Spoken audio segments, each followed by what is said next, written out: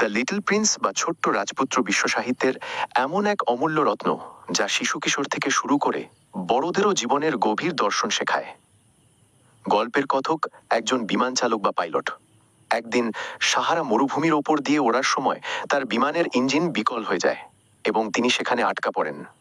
জনমানহীন সেই তপ্ত মরুভূমিতে যখন তিনি বেঁচে থাকার লড়াই করছেন, ঠিক তখন অলৌকিকভাবে এক ছোট্ট বালকের সাথে তার দেখা হয়। সেই বালকটি হলো ছোট্ট রাজপুত্র।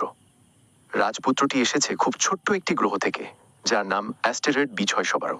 সেই গ্রহটি এতটাই ছোট যে সেখানে মাত্র 3টি আগ্নেয়গিরি, যার মধ্যে 2টি সচল আর একটি গোলাপ গাছ আছে। এই গোলাপটি ছিল খুব অহংকারী, কিন্তু রাজপুত্রের খুব প্রিয়। গোলাপের সাথে কিছুটা মান অভিমান করেই সে নিজের গ্রহ ছেড়ে মহাবিশ্ব ভ্রমণে বেরিয়েছিল। পৃথিবীতে আসার আগে সে আরও 6টি ছোট ছোট গ্রহ ভ্রমণ করেছিল। প্রতিটি গ্রহে সে এমন একজনের দেখা পায় যারা আমাদের সমাজের এক একটি রূপক। প্রথম গ্রহে ছিল এক রাজা, যে প্রজাহীন রাজ্যে সবাইকে শাসন করতে চায়। দ্বিতীয় গ্রহে ছিল এক অহংকারী লোক, যে শুধু নিজের প্রশংসা শুনতে চায়। তৃতীয় গ্রহে ছিল এক মদ্যপ, যে লজ্জিত হওয়ার গ্লানি ভুলতে মদ পান করে। চতুর্থ গ্রহে ছিল এক ব্যবসায়ী, যে শুধু নক্ষত্র গণনা করে আর মনে করে সেগুলোর মালিক সে। পঞ্চম গ্রহে ছিল এক ল্যাম্প পোস্ট প্রজ্বলক, যে নিয়মের দাসে পরিণত হয়েছে। ষষ্ঠ গ্রহে ছিল এক ভূগোলবিদ, যে পৃথিবী সম্পর্কে অনেক জানে কিন্তু নিজে কখনো ঘর থেকে বের হয় না। এই মানুষগুলোর অদ্ভুত আচরণ দেখে ছোট্ট রাজপুত্র বুঝতে পারে যে বড়রা আসলে খুব অদ্ভুত এবং তারা জীবনের আসল আনন্দগুলো হারিয়ে ফেলেছে।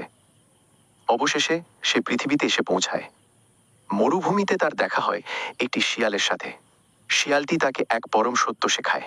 শিয়াল বলে, যদি তুমি আমাকে পোষ মানাও, তবে আমরা একে অপরের জন্য বিশেষ হয়ে উঠব। রাজপুত্র বুঝতে পারে তার গ্রহে ফেলে আসা সেই গোলাপটি কেন তার কাছে এত দামি, কারণ সে সেই গোলাপটির যত্ন নিয়েছে, তাকে সময় দিয়েছে। শিয়াল তাকে জীবনের সবচেয়ে বড় গোপন কথাটি বলে, আসল জিনিসগুলো চোখের দেখা যায় না, সেগুলো হৃদয় দিয়ে অনুভব করতে হয়। মরুভূমিতে কাটানো দিনগুলোতে পাইলটের সাথে রাজপুত্রের এক গভীর বন্ধুত্ব তৈরি হয়। রাজপুত্র পাইলটকে তার গ্রহের গল্প শোনায় এবং জানায় যে সে এখন তার সেই গোলাপের কাছে ফিরে যেতে চায়।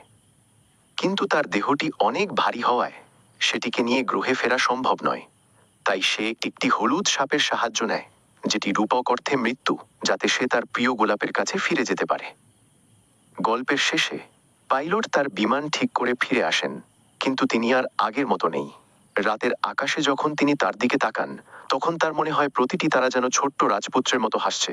তিনি বুঝতে পারেন জীবন মানে শুধু বেঁচে থাকা বা সংখ্যা গোনা নয়, জীবন মানে হলো ভালোবাসা আর সম্পর্কের মায়া।